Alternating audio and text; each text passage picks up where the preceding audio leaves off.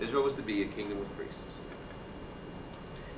And then he says, these are the words you're supposed to say. Moses came back. He summoned the elders and said, this is what God wants. They said, we will do all that the Lord has spoken. It's verse 8. Okay? Yes! That's what they said. Now look at verse 9. Who's beeping? I can hear this beep. It's you? Okay. It's okay. Just want to make sure that's not some emergency. The Lord said to Moses, I am going to come to you in a dense cloud, so that the people will hear when I speak, and you will speak with you, and will always believe you. Then Moses reported to the people the words of the Lord, and the Lord told Moses, go to the people, and purify them today and tomorrow. They must wash their clothes, and be prepared by the third day. For on the third day the Lord will come down on Mount Sinai in the sight of all the peoples. All the people. So the Lord's going to come down on Mount Sinai, 2 days of purification. On the third day, the Lord comes down onto the mountain. Everyone with me so far? He says, put boundaries for the people all around the mountain and say, be careful that you don't go up on the mountain or touch its base. Anyone who touches the mountain will be put to death. Now, I think that's just for 2 days. Don't touch the mountain. There's 3 boundaries are put up. Here's why. No hand may touch him. If he goes and touches the mountain, he'll be put to death. No hand may touch him. Instead, he will be stoned or shot with arrows. Now look at the end of verse 13. When the ram's horn sounds a long blast, let them come up the mountain. Now how many have up to the mountain? Near. Okay. That's because there's the boundaries. But the boundaries are only for the first 2 days. On the third day, when the Lord's on the mountain and the trumpets blow, the boundaries are gone, and who's supposed to come up? All the people. To receive this covenant that God had for them. And then, of course, what happens? The third day comes, there's the fire and the smoke of the mountain. What do the people say? You go, Moses, we won't. And so Moses has to go up alone. Even though God wanted the whole nation to come up. And they get more laws because of it. Laws that involve the tabernacle for the restoration of fellowship. Why? Because they weren't doing the will of God. They just rebelled right there. Out of fear. Instead of being a kingdom of priests, what do they become? A kingdom with priests who have to intercede for them. It changes everything. God's original intention was to give Israel a very short covenant code like he gave to the patriarchs, but they refused it.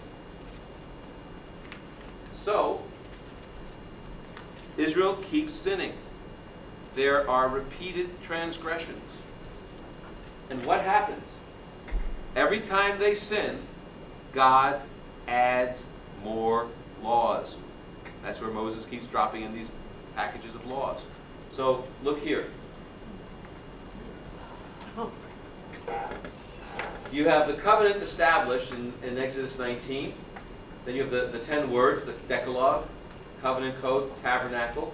Right in the middle, while Moses is receiving the covenant code, because they wouldn't come up the mountain, what do they do in the middle of it? While he's receiving it, they have the golden calf sin. So then they come down, they get renewed, and what follows next is the priestly code is given to them, the code of the priests. And then there's a really interesting little narrative in Leviticus 17 about how they're told not to offer goat idols any longer, because apparently they were, so it's a little interesting narrative. And then what happens? The holiness code is given in Leviticus 17 through 25. Every time Israel sins, what happens? They get more law. That's why I say when Paul was reading the Torah, he talks about the law, what does he say? The law was added because of transgressions. Every time they sin, they get more law. Now you won't see this if you read it as a book of law. If you read it as a narrative about the law, it becomes really apparent. Sin, laws. Sin, laws. Sin, laws. keeps happening throughout the Torah. It almost sounds like a defense for the new covenant people who say you don't have to apply to the law anymore because we're under the new covenant. Does sound like it, doesn't it? Well, to me it does. Yeah. Fine. Okay. So you have the original intention, give Israel a patriarchal type covenant. Actually, I'm not trying to think of it from the New Testament perspective. I'm just trying to think about it as we read the text. It gives the New Testament followers a reason to maybe diss the Old Testament. I don't think we're going to diss it. I promise you that. Okay, the last. The point of the composition. The point of this composition of Torah. You come to the end of the book in Deuteronomy 31:29, and Moses says, I know you're not going to keep it. Even though the laws were given to limit Israel's sins, in the end he says, I know you won't keep it. Deuteronomy 31:29. This is in the climax of the book. It's all done. And he's saying goodbye, and he says, I know that after my death you will become completely corrupt and turn from the path I've commanded you. Disaster will come to you in the future because you will do what is evil in the Lord's sight, infuriating him with what your hands have made. Deuteronomy 31:29. He says, you're not going to keep this order. I know it. That's the point of the composition. The whole thing is written. They sin, they get more sin, more law. And in the end, what's Moses say? You're not going to keep it. You're, what? Paul says that. I know, but where do you think Paul got it from? That's why I think it's so funny. People say that Paul is reading the Torah in some sort of way that wasn't intended. He's reading it exactly the way the narrative lays out. Law was added because of transgression. People can't keep the law. Who can keep the Torah? No one. That's the point. Now, I'm not saying that God gave laws expecting us not to keep them. I'm just saying that the narrative, the book about the law, was to say, look, none of us are going to be able to keep these. Okay? So, the purpose of the laws is the first part of the theme. The purpose of the law is to show our inability to keep them. Secondly, second part of the book, second theme of the book, is to show the need for faith. The need for faith. The Torah teaches the need for faith. Now, what I mean by this is, first of all, this is seen in the two major biographies of the Torah. The first major biography is Abraham. Abraham fulfills the law how? By faith. You know what I mean by Abraham fulfilling the law? It says in Genesis 15:6, Abraham believed God, trusted God, and it was counted to him for righteousness. Right? That's a very common verse. A verse that's not as commonly or known is Genesis 26:5. Now this is very interesting, so you may want to look it up. Genesis 26:5.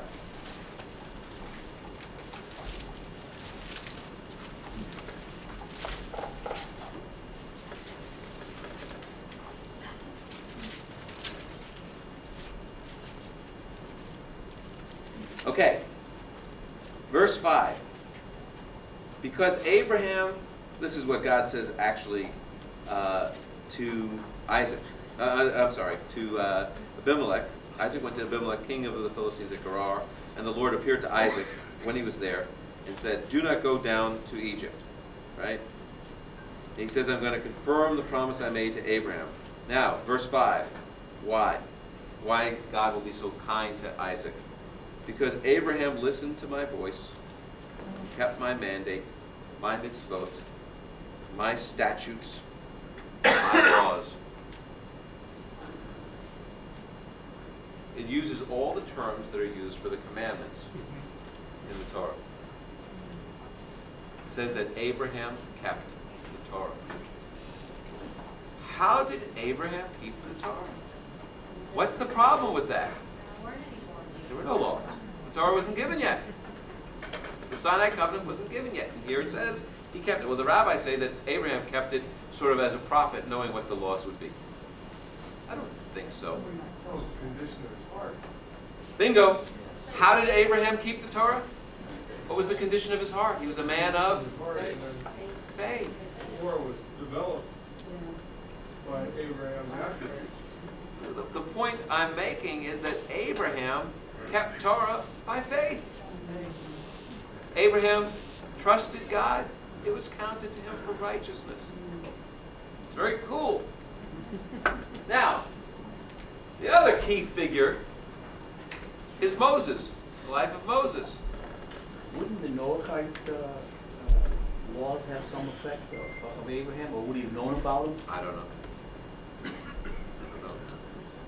I do know this, that Moses, living under the law, fails to keep it. Why? Lack of faith. Now, why doesn't Moses get to enter the promised land? Struck the rock twice. Struck the rock twice. But you know what? That is what happened. But the text doesn't say you're not entering the land because you struck the rock twice. Someone look up Numbers 20, verse 12. Doesn't it say something when we refuse What? to honor? Look and see what the text says about why he doesn't get to enter the land. Go ahead, read it. Then Adonai spoke to Moshe and Aaron, because you did not believe me to make me holy in the eyes of the children of Israel, therefore you shall not bring this assembly into the land which I have given you. Why does the lawgiver not get to enter the land? The unbelief. Abraham fulfills the law without a law because he lives by faith. Moses, the lawgiver, who I think knew the Lord and was ushered to his presence, nevertheless doesn't receive the promise because he didn't believe. Didn't believe. What I'm saying is, in these two major biographies, between the patriarch and the lawgiver, the hero here is Abraham, because he lives by faith. It's teaching the need for faith. Second, it's seen in the use of the verb to believe throughout the narrative. A lot of people think the book of the Bible is a book of the Torah is a book of law, so it won't have faith in there. But it's used repeatedly, and I actually don't have time to go through them. But what I did is I listed them out in your notes. If I had more time, I'd go through them with you. But you see, consistently the word belief is used throughout the narrative. Keeps calling on people to believe. What's the verb? Aman. The point of the use of the verb and the point of the biographies is that the point is that Israel's relationship with God was always based on faith and not law. Always based on faith, not law. Pardon me? Law was always instituted when they came to faith. Yep. That's it. Israel's relationship always based on faith. I think this is so important. Someone asked me about Romans 3:31 earlier today. You know, where it says that we don't Going to law through our faith, certainly not that we will. uphold it. Well, why? Because the Torah teaches faith too. This is the very thing. Romans 3:31, if you keep reading, there's an unfortunate break. You read Romans 4, he goes right back to Genesis and Abraham believing God and it's being counted to him for righteousness. The Torah doesn't teach justification by works. It teaches justification by faith. This is amazing. Okay? Now, third theme of the Torah is the hope for the future. And I mentioned, I can go through this quickly because I've already showed you this. The narrative structure points to eschatological hope. Here's what I mean. Remember I showed you narrative, poem, epilogue, and of course, Genesis 49:1, Numbers 24:14, Deuteronomy 31:29. Each use the word in the last days. And so, the phrase in the last days. And so the poem, remember the poem encapsulates the teaching of the narrative. And it's about last days. And they each have, all four of the poems have messianic prophecies within them. So the Torah is not about the past. What is it about? It's about the future. The narrative structure points to eschatological hope. Then, the narrative points to the expectation of a future messianic king. points to the future, to the expectation of a future Messianic king. Now we say Yeshua because we know who the referent is. As far as they know, it was the Mashiach. That's it. And I wrote out for you a bunch of verses. It's that, here's how I think the Torah should be read. Keep your eye on the seed. Ever see those guys? It starts in Genesis 3:15 with the seed. And then it goes to Genesis 22:18. And then it talks about kings will come forth from you. And then it talks about Genesis 49, the king that comes from Judah. And then you have the seed in the many waters. And it's the Messiah. It's constantly looking. Keep your eye on the seed. That's it.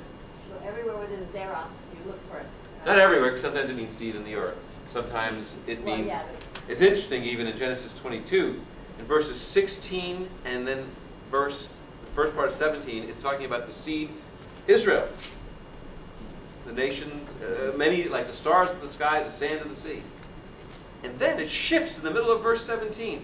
You don't have a vav consecutive, but you have a new verb structure, and it talks about the seed, and it uses the third person singular pronoun about him, even though most versions use a plural pronoun, but it's a singular pronoun. You have Genesis 22 there? Yes. I'll read it to you. It says,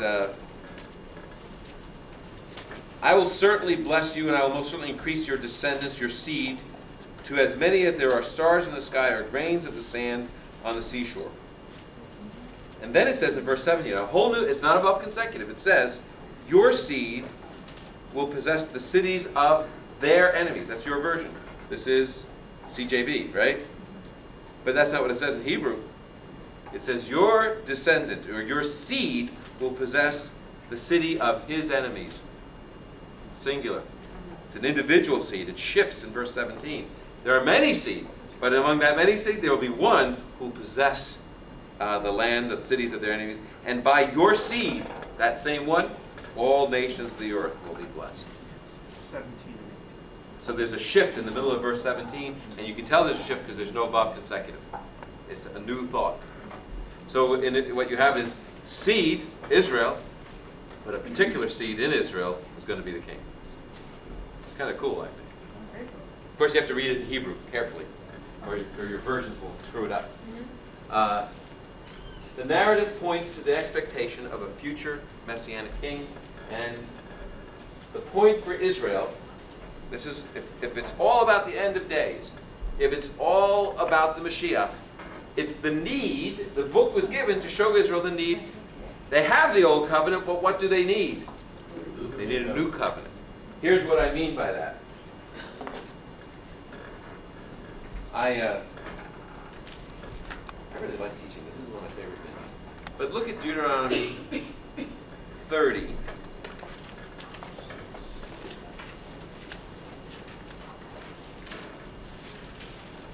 We're in the climax of the book here. Deuteronomy 30, verse 6.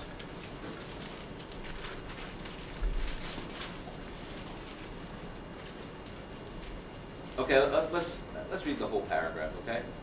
When all these things happen to you, the blessings and the curses I've set before you, and you come to your senses, while you are in all the nations where the Lord your God has driven you, and you and your children return to the Lord your God and obey him with all your heart, and with all your soul, by doing everything I'm giving you today, then he will restore your fortunes, have compassion on you, and gather you again from all the peoples where the Lord your God has scattered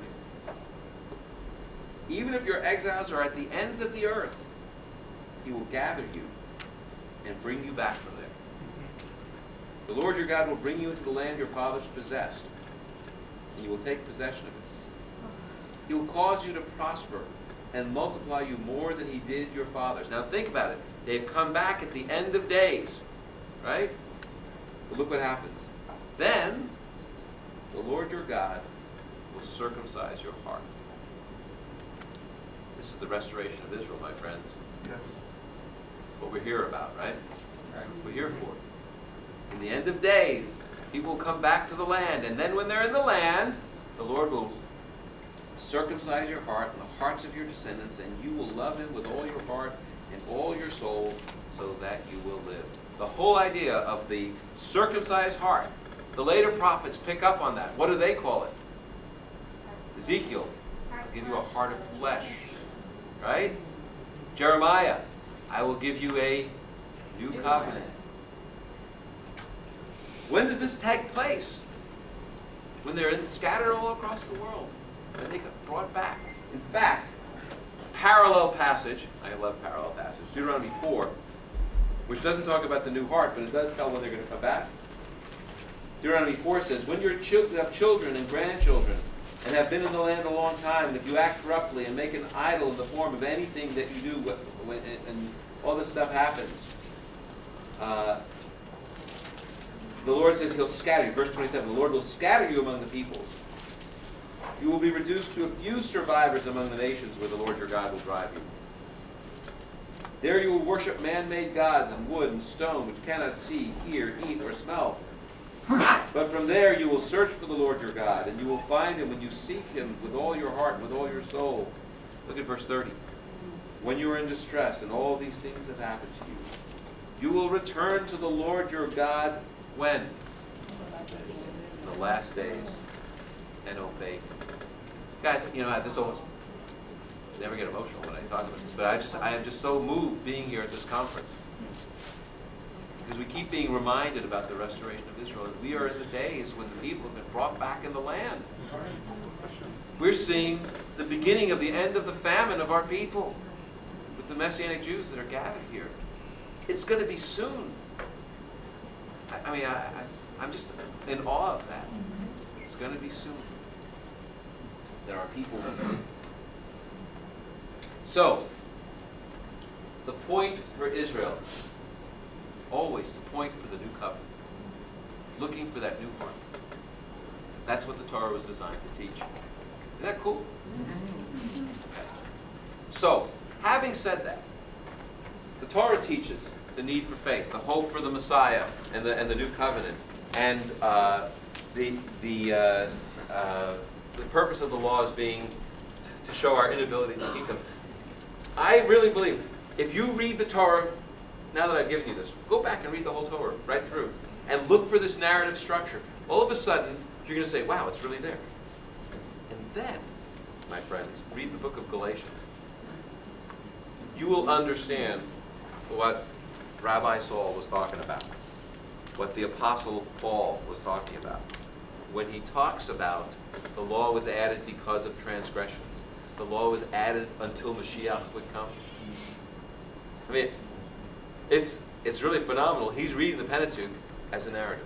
He's reading the Torah as a narrative. Now, the question comes is, how do we apply the laws? I'm always hearing this question. Are we under the law? Are we not under the law? In my mind, the answer is yes.